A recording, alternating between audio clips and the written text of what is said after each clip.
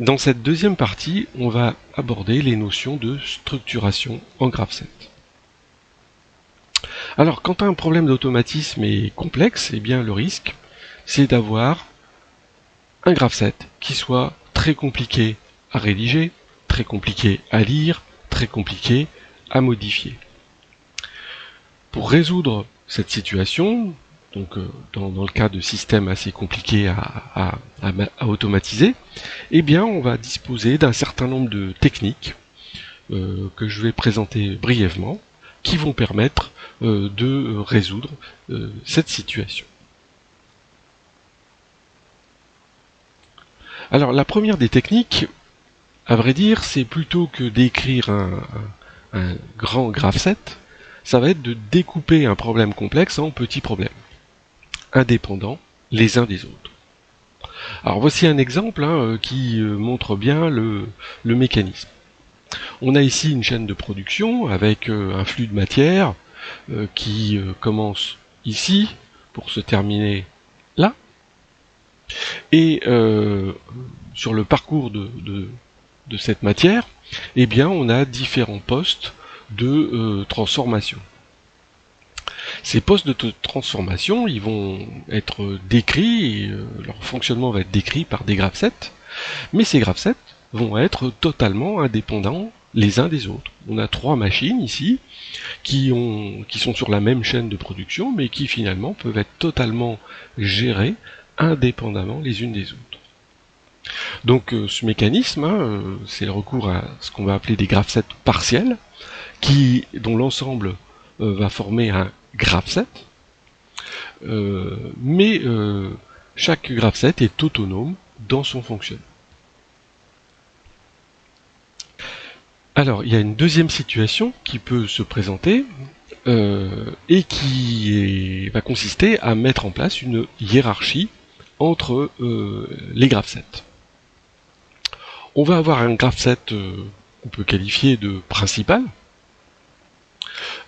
qui va piloter des graph sets qu'on va qualifier de secondaires.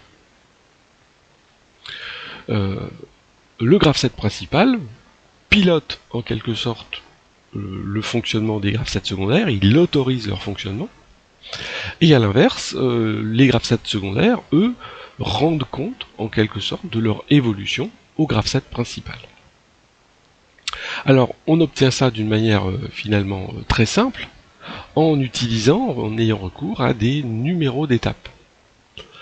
Ici, la mention X2 dans ces deux réceptivités, elle fait référence à l'étape numéro 2 du graph set principal. C'est par l'intermédiaire de cette étape numéro 2 que l'on va autoriser le fonctionnement des graph sets secondaires. Et de la même manière, lorsque les graph sets secondaires auront terminé leur tâche, eh bien c'est en utilisant des numéros d'étape que l'on va pouvoir informer le graph set principal que l'on est arrivé au bout de la tâche à exécuter. Donc il y a une totale dépendance des graph sets secondaires vis-à-vis des graph sets principaux.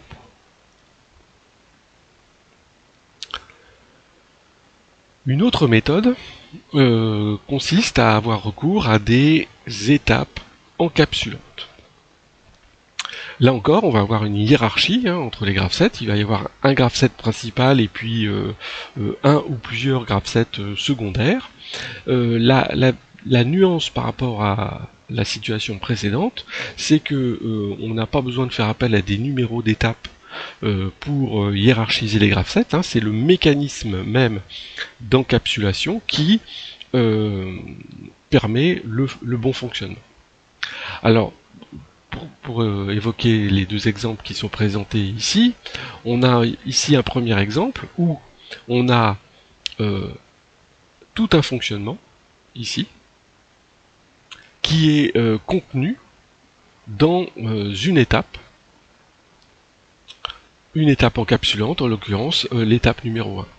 Donc l'étape numéro 1 va déclencher tout le fonctionnement qui est inclus dans le rectangle vert qui est représenté ici. Et de la même manière, tout le fonctionnement décrit par le rectangle bleu, ici, est déclenché par l'étape encapsulante 12.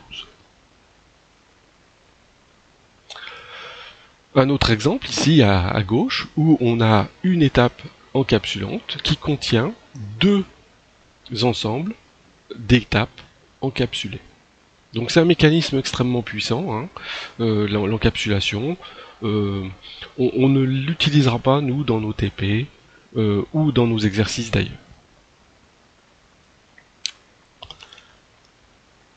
Un autre mécanisme maintenant, c'est celui plus simple des macro-étapes. La macro-étape, c'est une sorte de sous-programme. Le principe est le suivant, on va écrire une macro-étape. Vous pouvez remarquer qu'elle a un graphisme particulier avec deux traits horizontaux supplémentaires. Et cette macro-étape va déclencher un fonctionnement qui est ici détaillé. On a ici ce qu'on appelle l'expansion de la macro-étape, c'est-à-dire que toute la macro-étape contient cet ensemble de fonctionnements. La particularité de l'expansion de macro-étape, c'est que c'est un graph set qui n'est pas bouclé. C'est un graph set qui a un début et une fin. Et bien évidemment, quand on a terminé le parcours de la macro-étape, eh bien, on reprend le cours du fonctionnement, entre guillemets, normal du graph set principal. Les macro-étapes ont un intérêt important, c'est de pouvoir être appelées autant de fois que nécessaire.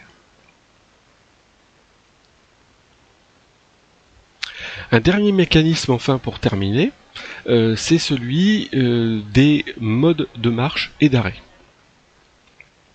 Ici à gauche, on a un dispositif graphique qui s'appelle le GEMA. Le GEMA est le guide d'étude des modes de marche et d'arrêt. C'est un outil graphique qui va permettre de formaliser un fonctionnement complexe automatisé en trois parties. La première partie, ce sont toutes les procédures de fonctionnement.